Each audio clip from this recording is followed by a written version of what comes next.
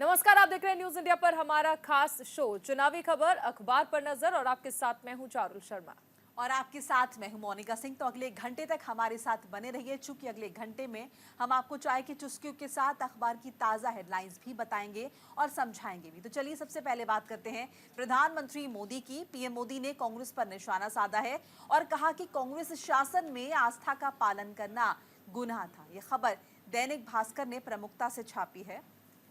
PM Modi ने राजस्थान में rally को संबोधित करते हुए कहा कि 2 से 3 दिन पहले मैंने कांग्रेस को इस वोट बैंक और तुष्टीकरण की राजनीति का पर्दाफाश किया था। इससे कांग्रेस और इंडी गठबंधन वाले इतना नाराज हो गए कि वो हर तरफ मुझे गालियां देने में जुट गए हैं। ये आरोप लगाया है प्रधानमंत्री नरेंद्र मोदी ने, प्रहार उन पर किया है।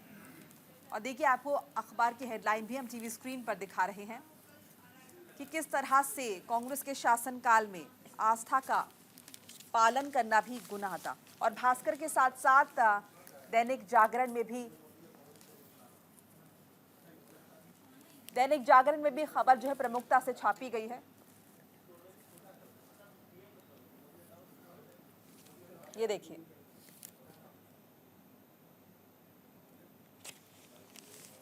कांग्रेस के शासन में हनुमान चालीसा सुनना और आस्था का पालन भी गुनाह करना था। ये गुनाह था, ये प्रधानमंत्री नरेंद्र मोदी ने कहा है। देखिए, प्रधानमंत्री पहुंचे थे राजस्थान के टोंक, सवाई माधोपुर और छत्तीसगढ़ पहुंचे थे, जब उन्होंने जनसभाओं को संबोधित किया। और देखिए, इस दौरान वो निशाना साधते हुए नजर आए। देखिए, कहीं ना कहीं चारुल, जैसे कि पहले हम लोग जिक्र भी करते रहे अपने पिछले प्रोग्राम्स में कि कहीं ना कहीं धर्म की राजनीति अगर ना हो चुनाव में तो ऐसा मुमकिन है। और कहीं ना कहीं यही कोशिश प्रधानमंत्री नरेंद्र मोदी की तरफ से की गई है, बीजेपी की तरफ से की गई है, जब वो पहुंचे हैं टोंक राजस्थान की। क्योंकि वहां पर अगर आप देखिए, आधी आबादी जो है वो मुस्लिम बाहुल्य इलाका है और कहीं ना कहीं जो बाकी प्रतिशत है वो हिंदू का है। तो कम से कम हिंदुओं को एकजुट करने की कोशिश जो है वो प्रधानमंत्री नरेंद्र मोदी की तरफ से की गई। अगर वो इस बात का जिक्र कर रहे हैं कि कांग्रेस के शासनकाल में तो आप हनुमान चालीसा भी नहीं पढ़ सकते थे, कर्नाटक की घटना का भी जिक्र किया, जहां पर एक शख्स दुकान में बैठा हनुमान चालीसा सुन रहा था, तभी कुछ लोगों ने उसे पीट दिया। तो इस घटना का हवाला भी उन्होंने दिया। और साथ ही साथ जब वो राजस्थान पहुंचे तो यहाँ की जनता से कहा कि पहले तो आप रामनवमी भी नहीं मना पाते थे कांग्रेस के शासनकाल में, इसलिए वक्त आ गया है कि आप बदलाव दें। और चूंकि सभी जानते हैं कि राजस्थान में जो सीट की हम बात करें, यहाँ पर कांग्रेस एक बड़ी चुनौती है भारतीय जनता पार्टी के लिए।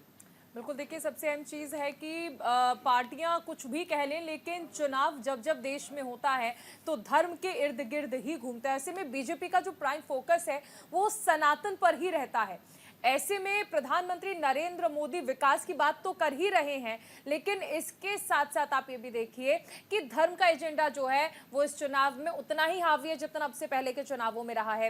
प्रधानमंत्री कर्नाटक में जिक्र करते हैं कि दुकानदार को हनुमान चालीसा सुनने पर पीटा जाता है। फिर ये भी कहते हैं कि कांग्रेस ने जिस तरह से सार्वजनिक तौर पर राम मंदिर का न्योता ठुकरा दिया था, ऐसे में उसके कार्यकर्ता तो हनुमान चालीसा सुनने पर मारपीट करेंगे ही। यानी वो इस चीज को कहीं ना कहीं बता रहे हैं कि अगर सनातन आप चाहते हैं कि रहे, अगर हिंदुत्व चाहते हैं कि सुरक्षित रहे, तो उसके लिए आपको बीजेपी को चुनना होगा। इसी के साथ साथ वहीं पर आप देखिए कि प्रियंका गांधी भी कहती है कि मेरी मां ने मंगलसूत्र दिया है, कुर्बान किया है इस देश के लिए। अगर प्रधानमंत्री इस बात को समझते तो ऐसी बातें ना करते। तो कहीं ना कहीं ये वो टाइम है जब जो पार्टियां हैं, जो नेता हैं, वो हर पैतरा आजमा रहे हैं। और राजनीति में कहा ही जाता है साम दाम दंड भेद, हर तरीके से वोटर्स को लुभाने की कोशिश की जाती है। यहाँ सिंपैथी कार्ड भी खेला जाता है, यहाँ विकास का एजेंडा भी लाया जाता है। और धर्म ये तो एक ऐसा मुद्दा है जिससे कोई भी पार्टी बच नहीं सकती। बिल्कुल। और कहीं ना कहीं देखिए, पहले चरण के चुनाव के बाद जब दूसरे चरण की बारी आ रही है तो राजनीति का स्तर, ये जो छवि है जो पहले के चुनावों में भी हम अक्सर देखते आ रहे हैं, वो एक बार फिर से प्रबल होती हुई नजर आ रही। एक बार फिर से धर्म एक बड़ा मुद्दा। और देखिए, अलग अलग मंचों से भारतीय जनता पार्टी के तमाम स्टार प्रचारक जो है वो हिंदू को एकजुट करने की कोशिश कर रहे हैं। ये भी कहा जा रहा है कि अगर मुसलमानों की बात जिस तरह से कांग्रेस कर रही है, कांग्रेस आखिर उन्हें कैसे कोटा देगी? क्या SC ST का कोटा जो है काटा जाएगा? यानी एक कोशिश बीजेपी की हो रही है कि तमाम हिंदुओं को एकजुट किया जाए। ब्राह्मण समाज तो उन्हें वोट दे ही रहा है, लेकिन वो चाह रहे हैं कि SC ST का जो कोटा है वो भी भारतीय जनता पार्टी के पास गारंटी दे रहे हैं इस पर। बिल्कुल, प्रधानमंत्री नरेंद्र मोदी गारंटी देते हुए भी इस पर नजर आ रहे हैं। तो ये कहीं ना कहीं जो छवि है, धर्म की जो बात है और जातियों की जो धर्म बात है, आरक्षण और प्रधानमंत्री कहते हैं कि दलितों और पिछड़ों में आपका जो आरक्षण है उससे काटकर मुसलमानों को नहीं दे दिया जाएगा। इसकी गारंटी क्या कांग्रेस दे सकती है? नहीं दे सकती, क्योंकि मोदी सरकार इसकी गारंटी देने को तैयार है। यानी धर्म का मुद्दा, आरक्षण का मुद्दा, विकास का मुद्दा और सिंपैथी कार्ड, ये हर मुद्दा, हर पैंतरा जो है आजमाया जा रहा है चुनाव में। चलिए आगे बढ़ते हैं मोनिका। बिल्कुल। और गृह मंत्री अमित शाह ने एक बड़ा बयान दिया। उन्होंने कहा कि घुसपैठियों का साथ दे रही है ममता बनर्जी।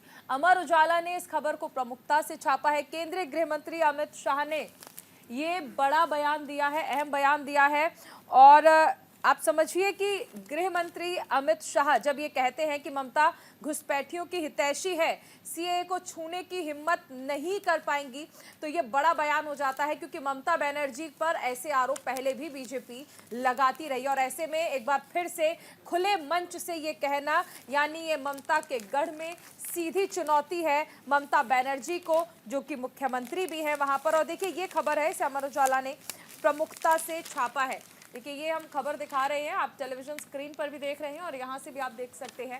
ममता घुसपैठियों की हितैषी है, सीएए को छूने की नहीं कर पाएंगी हिम्मत। ये गृह मंत्री अमित शाह का बयान है, जिसमें बंगाल में गृह मंत्री अमित शाह ने तृणमूल कांग्रेस पर बड़ा निशाना साधा है और उन्होंने कहा है कि तृणमूल की कटमनी व्यवस्था खत्म कर देगी भारतीय जनता पार्टी। तो मोनिका बेहद अहम हो जाता है, क्योंकि देखिए बीजेपी जिस तरह से ये कहती है कि सीएए लागू करेंगे और सीएए लागू होगा, ऐसे में कांग्रेस ये कहती है कि सीएए को खत्म कर दिया जाएगा, ऐसा कोई कानून नहीं आएगा। और इसी के साथ साथ एक भ्रम की स्थिति जो पैदा की जाती है कि लोगों की नागरिकता छीन ली जाएगी, ये वो कुछ देखिए राजनीतिक पार्टियां जो होती है मोनिका, लोग उन्हें सुनते हैं और जो उनके कार्यकर्ता होते हैं या फिर जो उनका वोट बैंक है वो उनकी बातों को सच मानते हैं और इसी बीच एक भ्रम की स्थिति बन जाती है। और ऐसी स्थिति की वजह से कई बार देश में हालात कितने खराब हुए हैं, ये खासकर हमने दिल्ली में देखा था। बिल्कुल। और देखिए ये दैनिक जागरण में भी खबर छपी है, हालांकि हेडलाइन यहाँ पर अलग है, लेकिन वही निशाना साधा गया है ममता सरकार पर, तृणमूल कांग्रेस पर। और जैसे कि सीए की हम लगातार जिक्र कर रहे हैं, सीए की बात करें तो देखिए अमित शाह की तरफ से कहा गया, बीजेपी की तरफ से कहा गया कि सीए लागू होगा। ममता बनर्जी की बात करें तो मैनिफेस्टो में इसी बात का जिक्र किया गया है कि सीए को लागू होने ही नहीं देंगे हम अपने राज्य में। और अब देखिए अमित शाह ने जब ये नया स्टेटमेंट दिया तो उन्होंने कहा कि छू नहीं पाएंगी ममता बनर्जी, चाहे जो मर्जी वो कोशिश कर ले। इतने कॉन्फिडेंस उन्होंने दिया है।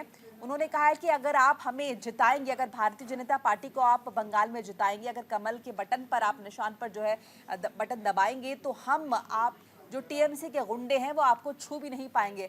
और संदेश खाली की घटना का भी जिक्र इस दौरान किया गया। बताएगी कि किस तरह से संदेश खाली की घटना के जरिए टीएमसी लगातार महिलाओं का उत्पीड़न कर रही थी, वहां के जो लोग थे उनका उत्पीड़न किया जा रहा था, लोगों को दबाने की कोशिश लगातार की जा रही थी। कुल मिलाकर गुंडा राज जो है वो टीएमसी के कार्यकाल में बढ़ा है, ये हवाला दिया गृह मंत्री अमित शाह ने जब वो पहुंचे थे बंगाल। तो निश्चित तौर पर दीदी को घेरना ही था और ऐसा ही कुछ करते हुए वो नजर भी आए। और देखिए इसी के साथ साथ क्योंकि चुनाव का मौका है तो हर पुरानी चीजों की याद दिलाई जाती है। आपको याद होगा शिक्षक भर्ती घोटाला, उसका भी जिक्र करते हैं और कहते हैं कि नौकरियां किस तरह से बेची गई थी ममता बनर्जी की सरकार में। और 2016 का ये मामला है शिक्षक भर्ती घोटाला, जिसमें कलकत्ता हाई कोर्ट ने जो भर्तियां थी उन्हें रद्द कर दिया। इसका जिक्र गृह मंत्री अमित शाह करते हैं। सीए को लेकर भी कहते हैं कि दरअसल शरणार्थियों को नागरिकता नहीं देना चाहती हैं, लेकिन हिंदू शरणार्थियों को नागरिकता दी जाएगी, इसका आश्वासन गृह मंत्री अमित शाह की ओर से दिया गया। और इसी के साथ साथ देखिए पश्चिम बंगाल में कानून व्यवस्था जिस तरह से खराब रहती है और खासकर चुनाव के दौरान जो हिंसाएं होती हैं, पहले चरण का चुनाव आपको याद होगा, एक के बाद एक खबरें आ रही थी हिंसा की। ऐसे में गृह मंत्री अमित शाह कहते हैं कि अगर आप चाहते हैं कि बंगाल में टीएमसी के जो गुंडे हैं वो कानून व्यवस्था के साथ खिलवाड़ ना करें, तो इसलिए भारतीय जनता पार्टी को चुनना जरूरी है। बिल्कुल। और इस बात का भी हवाला दिया कि ऐसा नहीं कि मोदी सरकार आएगी तो संविधान खत्म हो जाएगा, क्योंकि लगातार विपक्षी पार्टियां यही आरोप लगा रहे हैं कि संविधान को खतरा है, लोकतंत्र को खतरा है अगर भारतीय जनता पार्टी सत्ता में आ जाती है। तो इस बात का भी जिक्र किया है कि ऐसा कुछ नहीं होगा। आश्वासन दिया कि सभी हिंदू शरणार्थियों को जो है वो नागरिकता मिलेगी। चलिए अगली खबर। बेहद अहम बयान था ये, क्योंकि सीए को लेकर जिस तरह से घमासान मचाता है, ऐसे में गृह मंत्री का ये स्पष्ट करना जरूरी हो जाता है। बिल्कुल। और अब बात कर लेते हैं रक्षा मंत्री राजनाथ सिंह, ये राजनाथ सिंह ने भी बड़ा बयान दिया है और कहा है कि सुरक्षा के क्षेत्र में आयात से ज्यादा निर्यात कर रहा है देश। दैनिक जागरण में खबर छपी है, रक्षा मंत्री ने एक रैली को संबोधित करते हुए कहा कि चिंता ना करें, पीओके हमारा था, है और हमारा रहेगा।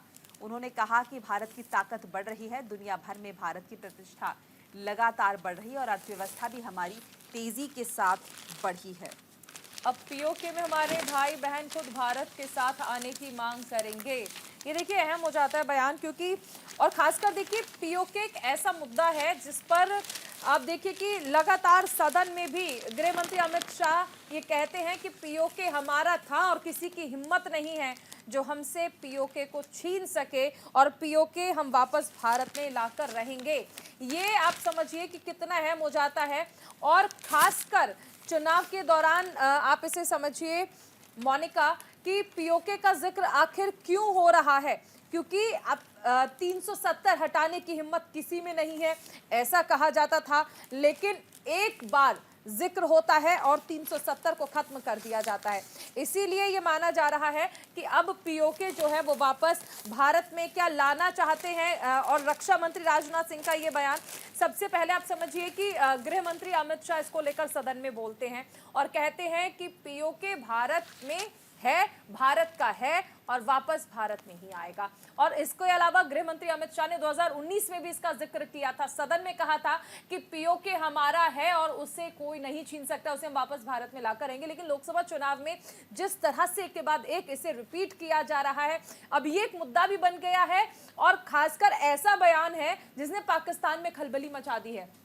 यानी एक पंथ दो काज हो रहे हैं।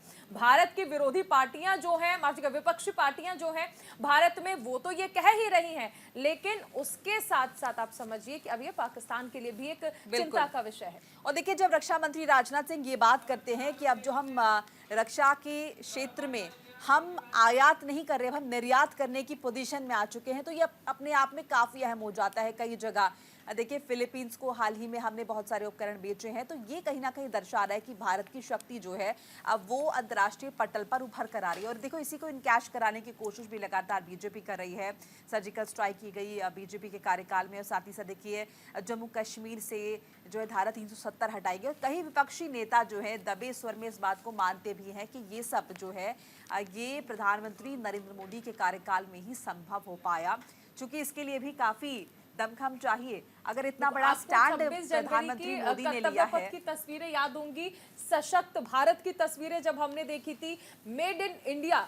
आप देखिए कि पहले हम हथियार बाहर से खरीदते थे, अब सिर्फ खरीदते नहीं है, हम आप बनाते भी हैं और बेचते भी हैं। और इसी क्रम में कई देश ऐसे हैं जिसे भारत हथियार बेच रहा है। और इसीलिए देखिए, आप समझिए कि कितना सशक्त हो चुका है भारत रक्षा के क्षेत्र में। और इसीलिए खुले मंच से ये कहा भी जाता है कि अगर कोई भी देश भारत की तरफ निगाहें उठाएगा तो उससे उसके घर में घुसकर जवाब दिया जाएगा। इसीलिए क्योंकि अब तस्वीरें बदल चुकी हैं, अब पुराना भारत नहीं है, अब नया भारत है, अब कमजोर नहीं है भारत।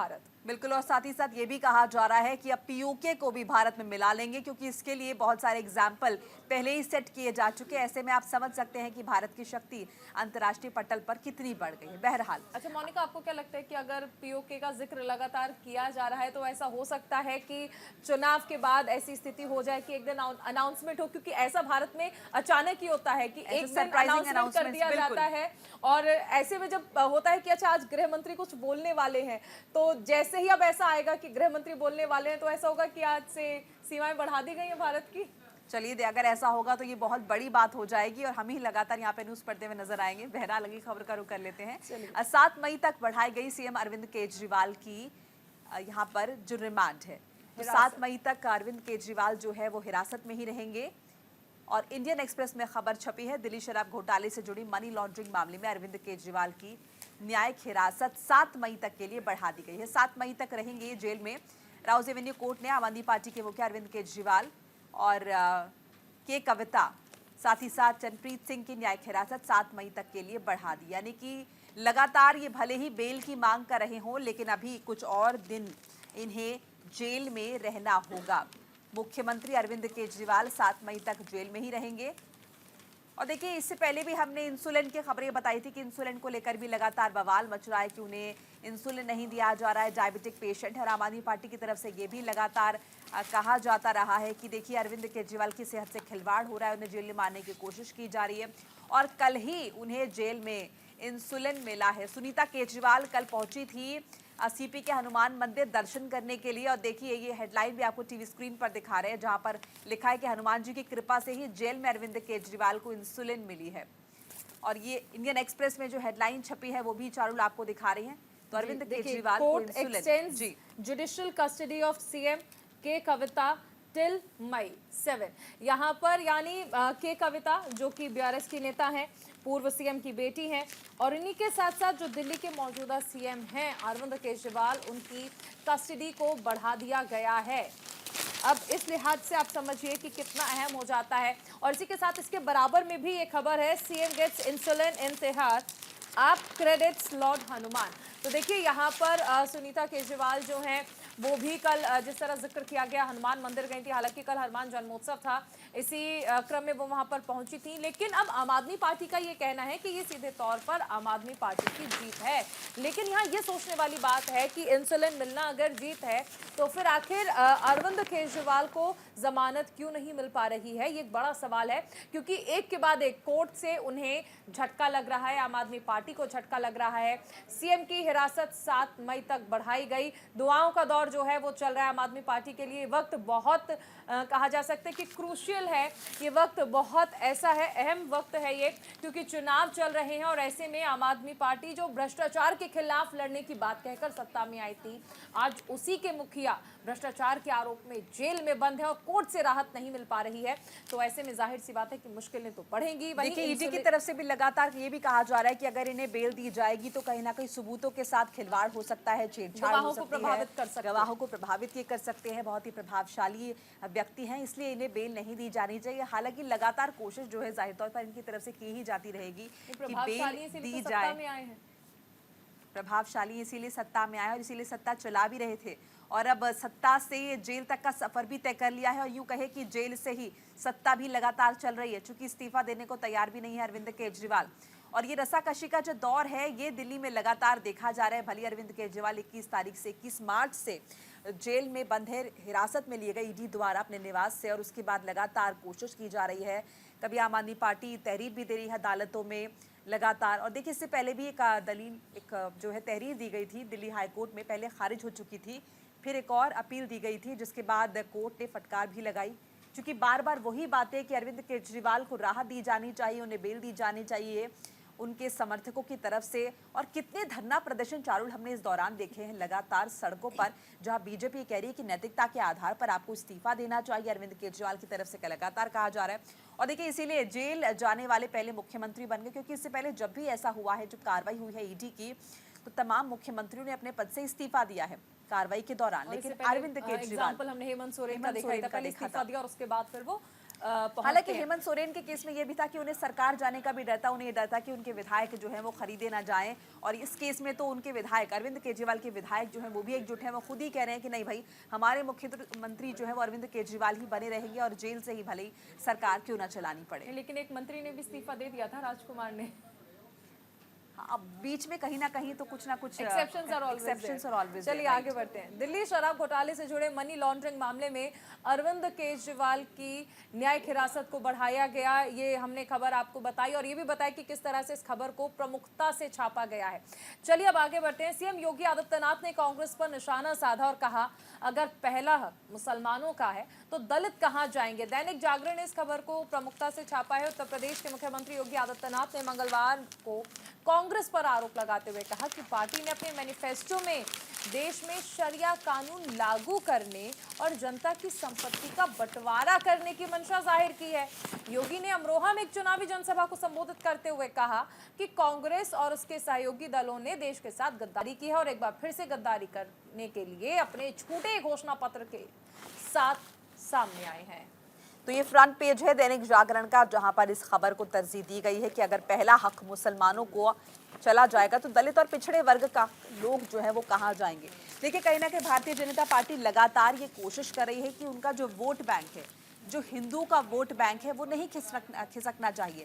अब इसमें सवर्ण जाति तो आती है, लेकिन साथ ही साथ SC ST का जो बैंक है, वोट बैंक, वो भी नहीं खिसकना चाहिए। और इसीलिए कोशिश जो है वो की जा रही है कि अगर कांग्रेस पार्टी ये जो दावा कर रही है कि पहला हक मुसलमानों का है, तो ऐसे में दलित और पिछड़े वर्ग के लोग वो कहाँ जाएंगे।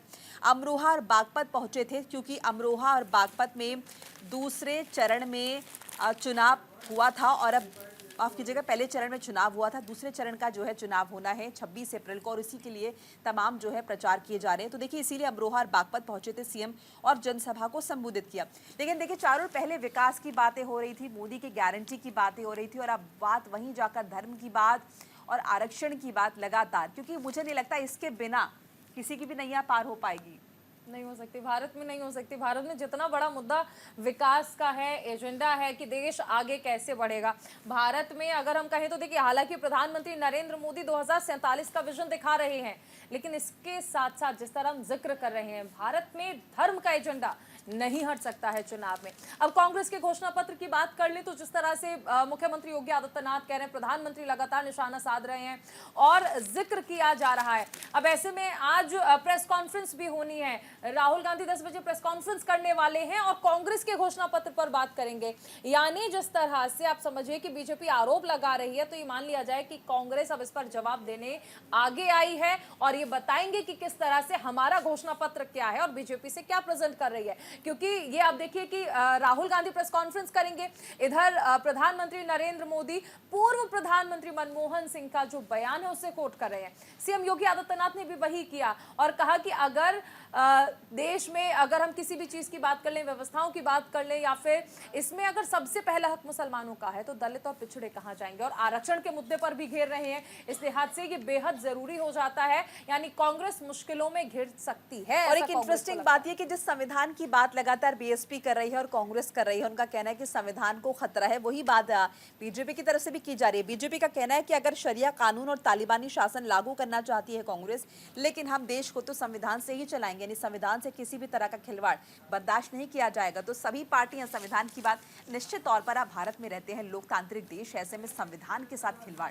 कैसे होगा। ये तो महज एक चुनावी एजेंडा है। खतरा किससे है मोनिका, ये चुनावी एजेंडा, और इसी के बल पर कुछ लोगों को जो है कहीं ना कहीं उन्हें बरगलाया जाता है और शायद इसी के बिना पर वो जो है वोट देते हैं। नेताओं की राजनीति इसी से चलती है। मुझे लगता है कि एक छोटा सा ब्रेक हमें ले लेना चाहिए, क्योंकि ब्रेक के उस पार कई अहम खबरें हम आपको दिखाने वाले हैं। बने रहिए न्यूज़ इंडिया के साथ।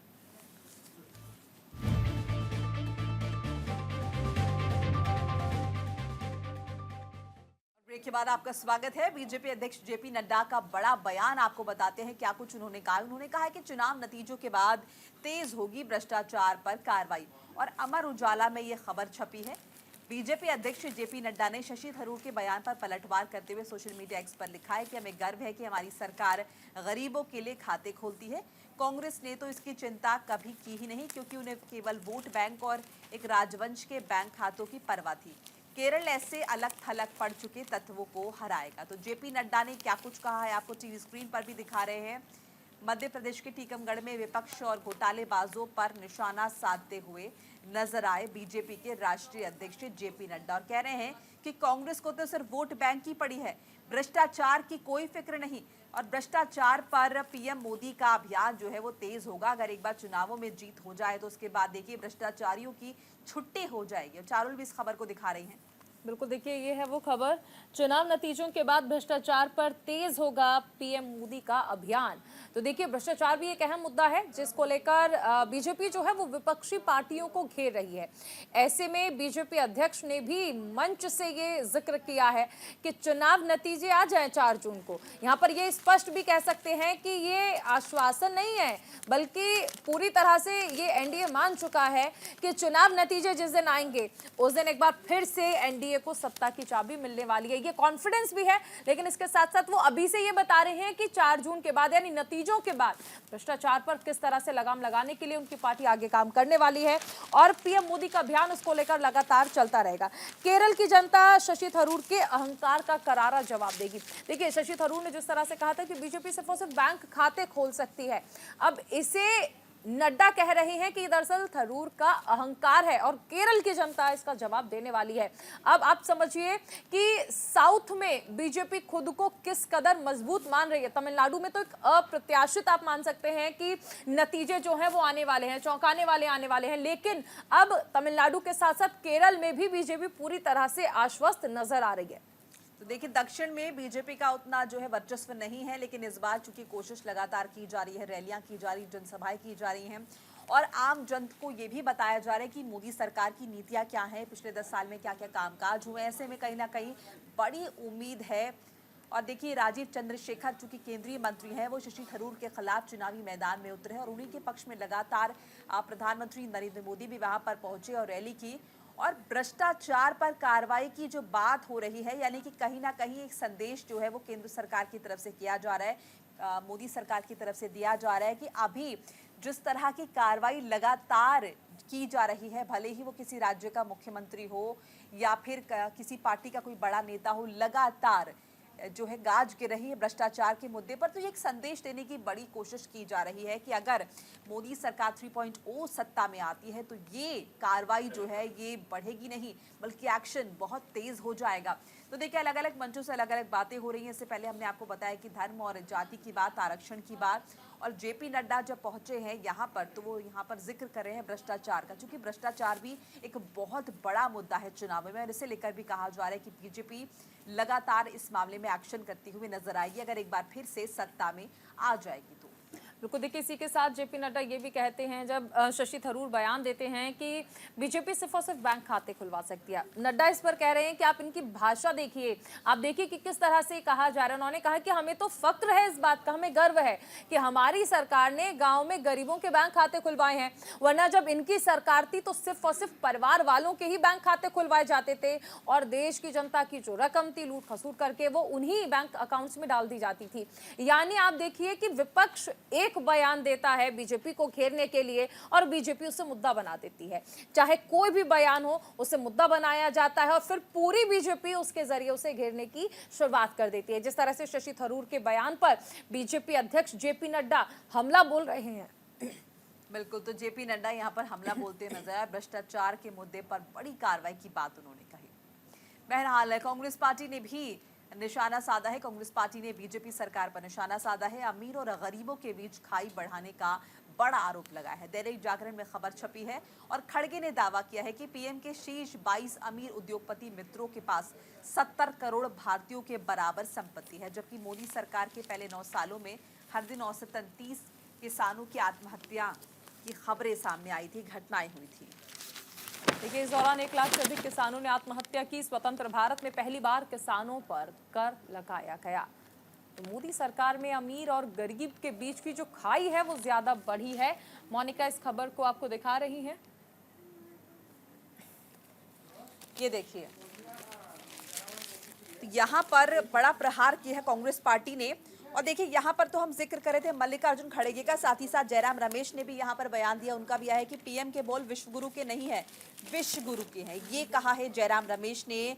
और वहीं देखिए, मोदी सरकार में अमीर गरीब की खाई ज्यादा बढ़ी है, ये भी कहा जा रहा है। प्रियंका गांधी वाड्रा की तरफ से कहा गया कि देश के सबसे बड़े नेता ने नैतिकता को त्याग दिया। तो कुल मिलाकर तमाम कांग्रेस पार्टी के जो बड़े नेता हैं वो मोदी सरकार को घेरते हुए नजर आ रहे हैं। और ये भी आरोप लगाया गया है कि देश की संपत्ति का 40% हिस्सा सिर्फ 1% लोगों के हाथों में जाने से साफ है कि पीएम मोदी राष्ट्रीय संसाधनों और संपत्ति को अपने चंद करीब उद्योगपतियों को बांट रहे हैं। ये कांग्रेस पार्टी ने आरोप लगाया है, बड़ा प्रहार किया है।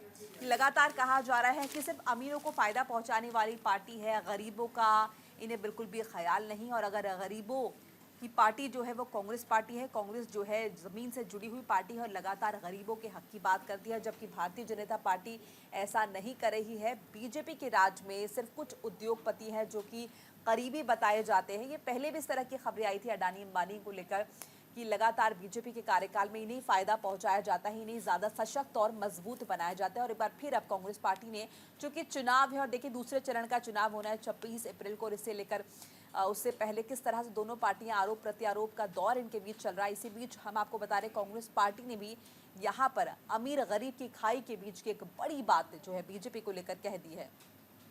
बिल्कुल, देखिए बेहद अहम हो जाते हैं ये बयान जब खासकर चुनाव के वक्त हम जिक्र कर रहे हैं कि हर पार्टी ये चाहती है कि उनकी पार्टी को तवज्जो दी जाए और उनके जो वादे हैं उन पर यकीन किया जाए। ऐसे में आप समझिए कि राहुल गांधी के बयान हो या फिर मल्लिकार्जुन खड़गे के बयान हो, इनका आना, और देखिए आरोप क्या है कि भ्रष्टाचार पर, गरीबों को लेकर जिस तरह से कार्रवाई की गई है, इसको लेकर भी एक बार फिर से कांग्रेस जो है वो हमलावर है। विश्व गुरु, भारत विश्व गुरु बन रहा है, और ये बात सिर्फ भारत ही नहीं बल्कि विदेशों में भी आप देखिए कि कई प्रमुख देश इस बात को मान चुके हैं, स्वीकार कर चुके हैं कि भारत विश्व गुरु बनकर उभर रहा है।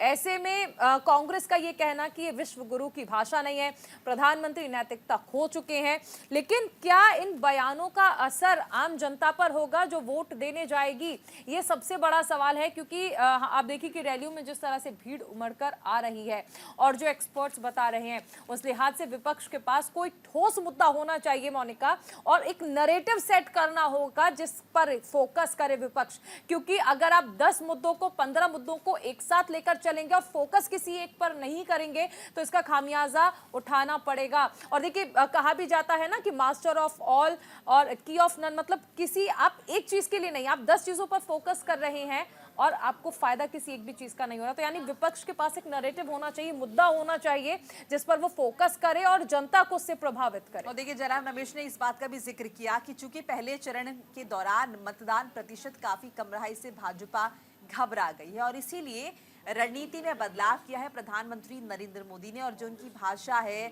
जिस तरह से वो संबोधन कर रहे हैं, जिन मुद्दों पर वो बात कर रहे हैं, वो एकाएक बदल गए हैं। ये बौखलाहट दर्शा रहा है भारतीय जनता पार्टी की। देखिए ये दिलचस्प बात है कि मतदान प्रतिशत कम हुआ है तो सिर्फ बीजेपी से घबराई है, ये कांग्रेस पार्टी का कहना है। कांग्रेस को इससे कोई फर्क नहीं पड़ता, वो ये मान के बैठे हैं कि मतदान हो रहा है तो हमारे पक्ष में नहीं हो रहा है। क्या मतलब है स्टेटमेंट का? अब देखिए ऑफिशियली अनाउंस नहीं कर सकते हैं, कुछ चीज़ें ऐसी होती हैं, लेकिन इंतजार कर रहे हैं 4 तारीख का कि 4 जून को नतीजे आ जाएं ताकि ईवीएम पर ठीकरा फोड़ा जा सके। और चुनाव आयोग तो पहले ही कह चुका है बेवफाई का इल्ज़ाम ईवीएम पर ना लगाइएगा, गलती आपकी होती है और इल्ज़ाम ईवीएम पर आ जाता है।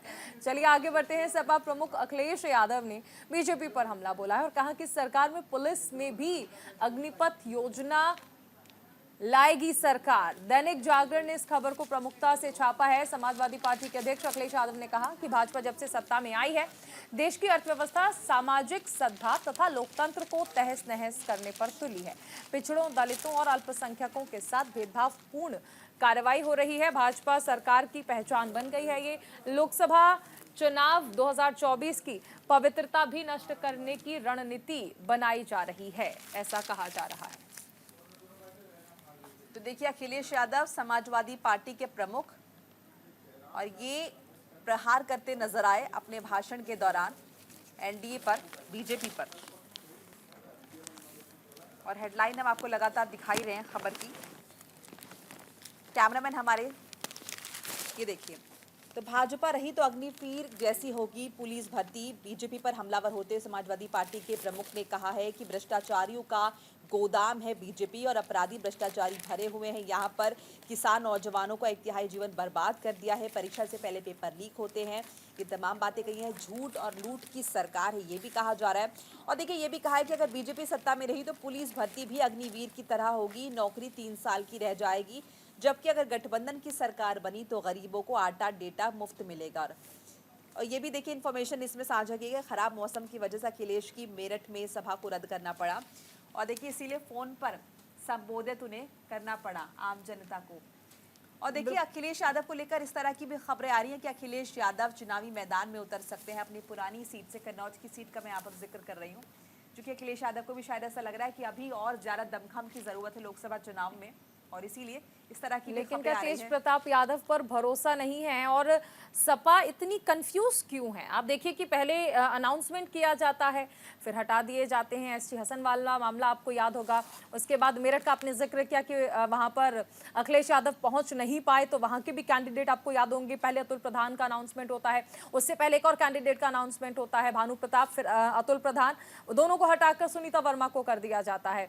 ऐसे ही अब कन्नौज से भी तेज प्रताप यादव को चुनावी मैदान में उतारा जाता है, लेटर जारी हो जाता है, ऑफिशियल अनाउंसमेंट हो जाता है और उसके बाद बैकफुट पर आते हैं और अब होता है कि नहीं नहीं अखिलेश यादव लड़ेंगे।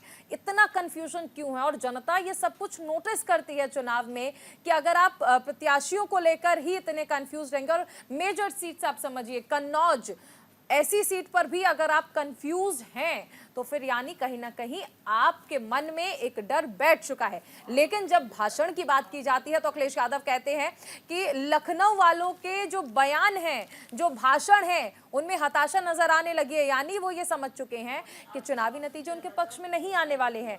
लेकिन आखिर कहना क्या चाहते हैं नेताजी? बिल्कुल, अखिलेश यादव अब चुनावी मैदान में उतरने का मन बना रहे हैं। कन्नौज सीट से इस तरह की भी खबरें आ रही है। हालांकि ऑफिशियल तो ये समाजवादी पार्टी की तरफ से किया जाएगा, लेकिन क्या वो कॉन्फिडेंस अभी भी बना हुआ नहीं है चुनावी मैदान में उतरने से पहले इंडी गठबंधन में?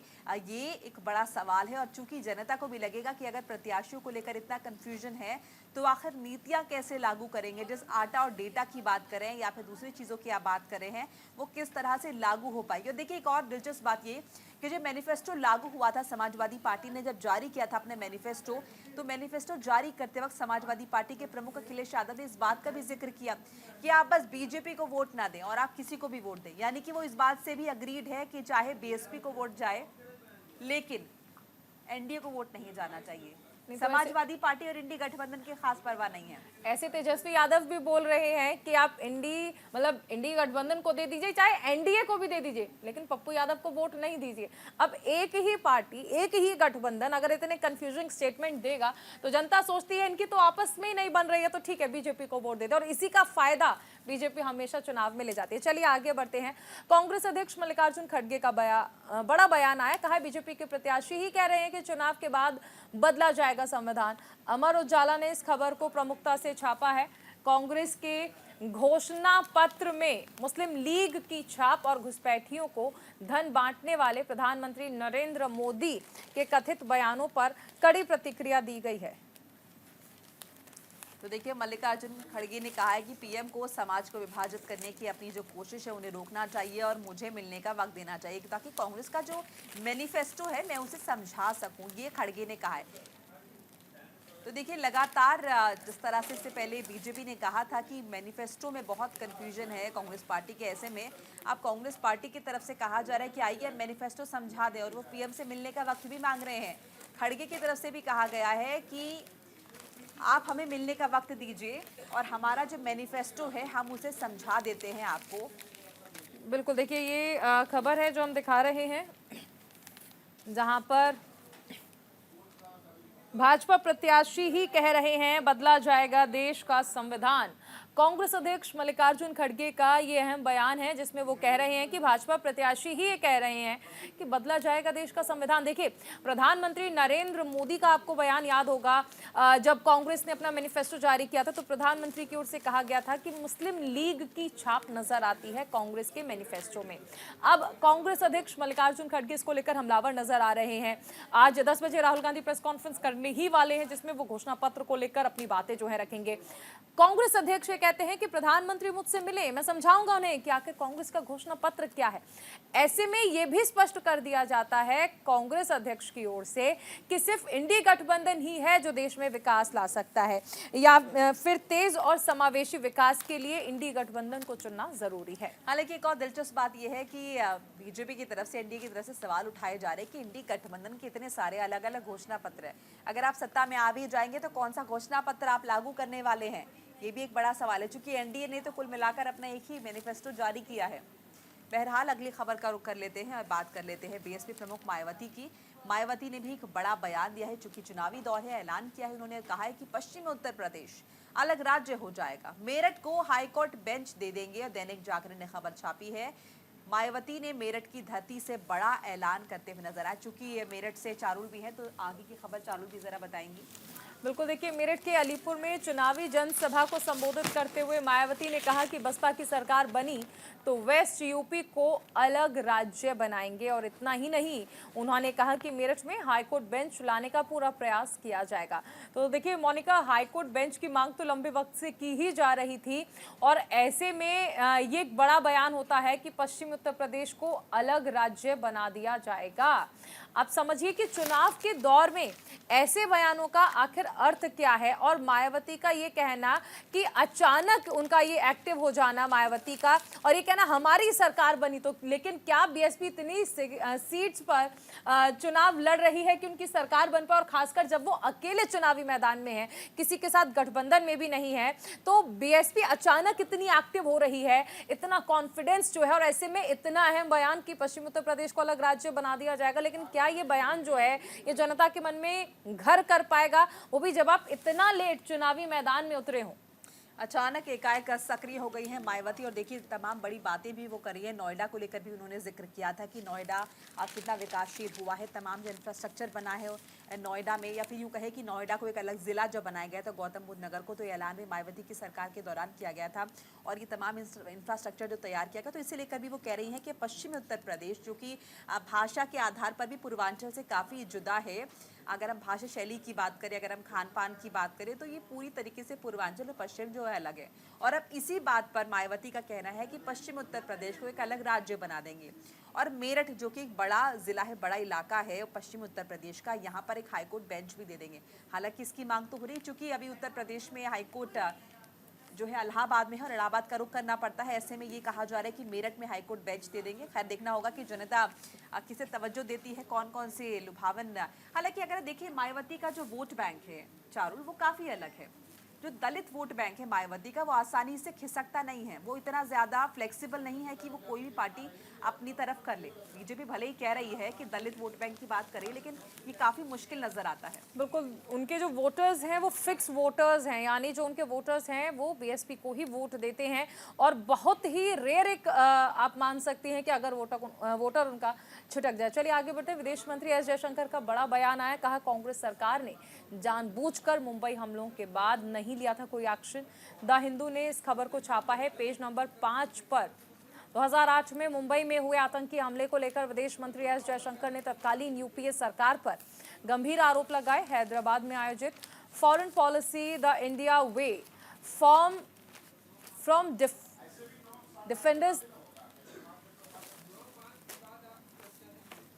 डिफेंस द कॉन्फिडेंस विषय पर आयोजित सत्र को संबोधित करते हुए विदेश मंत्री ने कहा कि जब 2008 में मुंबई में आतंकी हमला हुआ और इसमें साफ तौर पर पाकिस्तान की संलिप्तता पाई गई, इसके बाद भी उस समय की सरकार ने उसके खिलाफ कुछ नहीं करने का फैसला किया था। जयशंकर ने आगे कहा कि इसके साथ ही उनका तर्क था कि पाकिस्तान पर हमला ना करने की तुलना में उस पर हमला करना अधिक महंगा होगा।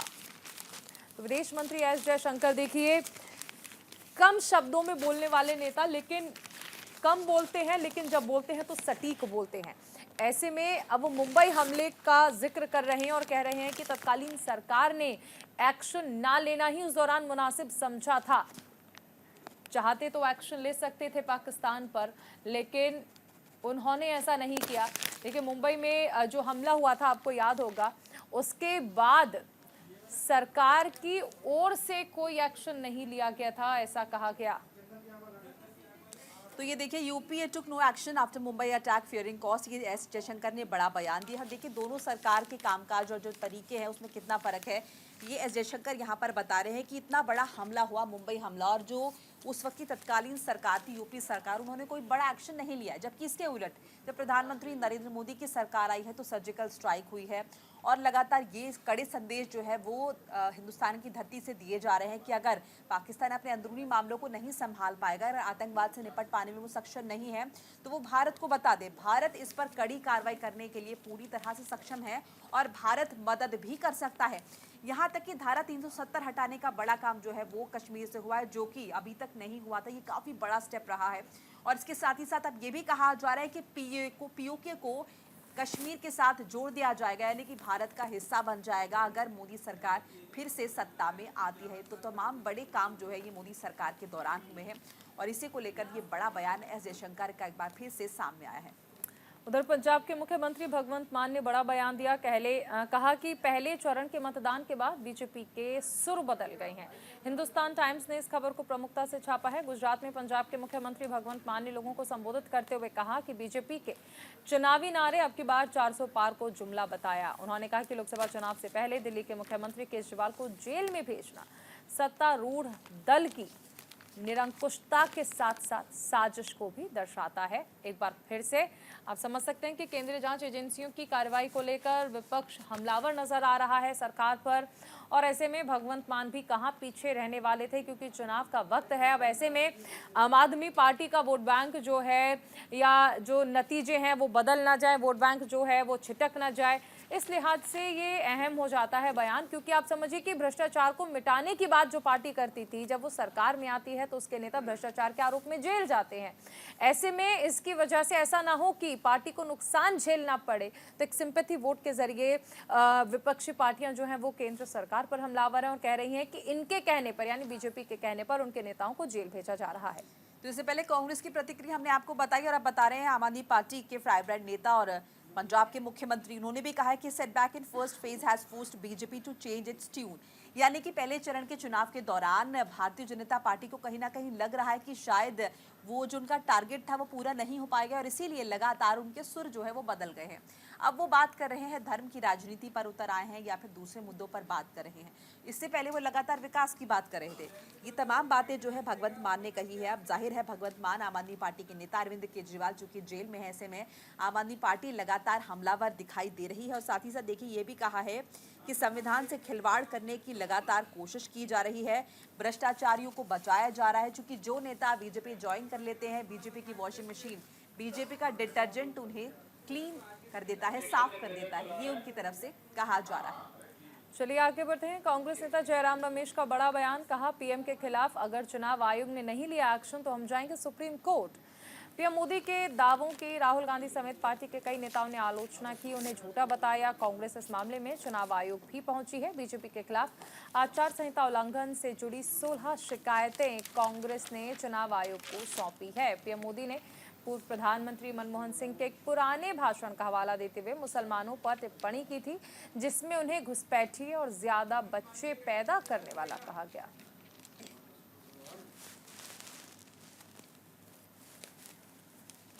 तो देखिए जयराम रमेश एक बार फिर से बीजेपी पर हमलावर नजर आए हैं। उन्होंने कहा कि अगर चुनाव आयोग एक्शन नहीं लेगा तो फिर हम इसके खिलाफ कहां जाएंगे, सुप्रीम कोर्ट। यानी न्याय व्यवस्था पर भरोसा जताते हुए जयराम रमेश ने ये बड़ा बयान दिया है और बीजेपी पर लगातार आचार संहिता के उल्लंघन का आरोप लगाया जा रहा है। मोनिका इस खबर को दिखा रही हैं और आप देख सकते हैं कि हिंदुस्तान टाइम्स ने भी इस खबर को प्रमुखता से छापा है। तो देखिए प्रधानमंत्री नरेंद्र मोदी के स्टेटमेंट को लेकर भी विपक्ष लगातार हमलावर नजर आ रहा है। प्रधानमंत्री नरेंद्र मोदी ने जिस तरह से कहा था कि सारी वेल्थ जो है मुस्लिम्स को देना चाहती है कांग्रेस पार्टी, इसीलिए ये कहीं ना कहीं ये काफ़ी अनफॉर्चुनेट हो जाता है। प्रधानमंत्री पद की गरिमा पर बैठे शख्स को इस तरह की स्टेटमेंट नहीं देने चाहिए, ये विपक्ष की तरफ से कहा जा रहा है। बहरहाल देखिए चुनावी खबर अखबार पर नजर में फिलहाल इतना ही। कल फिर आपसे मिलेंगे और बताएंगे आपको कि आखिर आज की दिन भर की बड़ी खबरों को कल किन अखबारों ने प्रमुखता से छापा होगा। इसी के साथ मुझे और मोनिका को दीजिए इजाजत। नमस्कार।